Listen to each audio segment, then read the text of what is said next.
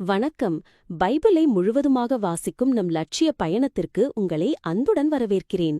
இன்று நாம் யோசுவா நூலில் 12வது அதிகாரத்தை வாசிக்க இருக்கிறோம். இதுவரை நாம் மொத்த நூல்களில் 16.65% நூல்களை வாசித்து முடித்துவிட்டோம். இன்னும் சில நூல்களை முடித்தால் நம் பயணம் வெற்றிகரமாகும். இன்றைய வாசிப்பின் மூலம் அந்த இலக்கை இன்னும் முன்னோக்கி நகர்த்துவோம். வாங்க தொடங்குவோம். மோசே தோற்கடித்திருந்த அரசர்கள்.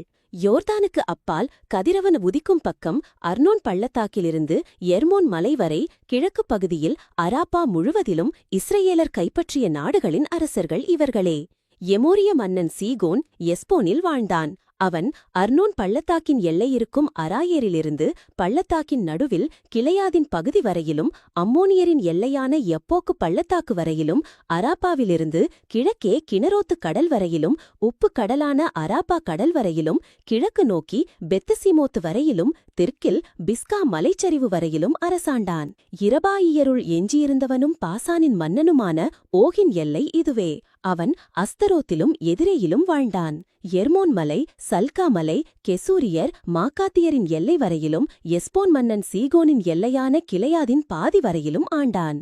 ஆண்டவரின் ஓகியரான மோசேயும் இஸ்ரயேலரும் அவர்களை தோற்கடித்தனர். ஆண்டவரின் ஊழியரான மோசே அதை ரூபனுக்கும் காத்துக்கும் மனாசேயின் பாதி குலத்திற்கும் உரிமையாக கொடுத்தார். யோசுவா தோற்கடித்த மன்னர்கள்.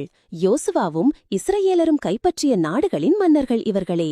யோர்தானுக்கு மேற்கே பாகால்காதில் லெபனோன் பள்ளத்தாக்கிலிருந்து சேயர் பக்கம் செல்லும் ஆலாக்கு மலை வரை இருந்த மன்னர்களின் நாட்டை யோசுவா இஸ்ரயேலருக்கு அவர்களின் குலப்பிரிவின்படி உடைமையாக அளித்தார். மலைச்சரிவு, பள்ளத்தாக்கு, அராப்பா மலைச்சரிவு, பாலைநிலம், நெகேபு, இத்தியர், எமோரியர், கானானியர், பெரிசியர், இவ்வியர், எபூசியர் ஆகியோரின் நாடுகள். எரிகோ மன்னன் ஒருவன். பெத்தேலுக்கு அருகிலிருந்த ஆயி மன்னன் ஒருவன். எருசலேம் மன்னன் ஒருவன். எபிரோன் மன்னன் ஒருவன். யார்முத்து மன்னன் ஒருவன். இலாக்கிசு மன்னன் ஒருவன். எக்யோன் மன்னன் ஒருவன். கெசேர் மன்னன் ஒருவன். தெபீர் மன்னன் ஒருவன். கெதேர் மன்னன் ஒருவன். ஒருமா மன்னன் ஒருவன். அராது மன்னன் ஒருவன். லிப்னா மன்னன் ஒருவன். அதுல்லா மன்னன் ஒருவன். மக்கேதா மன்னன் ஒருவன். பெத்தேல் மன்னன் ஒருவன். தப்புவாகு மன்னன் ஒருவன். ஏபேர் மன்னன் ஒருவன். அப்பேக்கு மன்னன் ஒருவன். இலாசரோன் மன்னன் ஒருவன். மாதோன் மன்னன் ஒருவன். ஆட்சோர் மன்னன் ஒருவன். சிம்ரோன் மெரோன் மன்னன் ஒருவன். அக்சாபு மன்னன் ஒருவன். தானாக்கு மன்னன் ஒருவன். மெகிதோ மன்னன் ஒருவன்.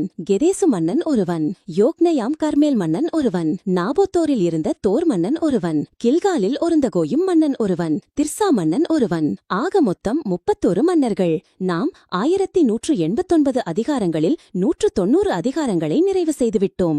இன்னும் சில அதிகாரங்களை வாசித்தால் முழு பைபிளையும் முடித்து விடுவோம். நாளை அடுத்த அதிகாரத்தை பார்க்க சந்திப்போம். நாள்தோறும் இந்த பயணத்தில் நீங்களும் பங்கேற்றால் பைபிளை முழுமையாக வாசித்து முடிப்போம். இது நம் வாழ்க்கையிலும் ஆன்மாவிலும் பெரிய மாற்றத்தை ஏற்படுத்தும். இந்த பயணம் உங்களுக்கு நம்பிக்கையையும் சமாதானத்தையும் கொடுத்தால் இந்த வீடியோவை லைக் செய்யவும் சப்ஸ்கிரைப் செய்யவும் மறக்க வேண்டாம். பகிர்ந்து மற்றவர்களையும் இந்த பயணத்தில் சேருங்கள். நாளை மறக்காமல் வாருங்கள்.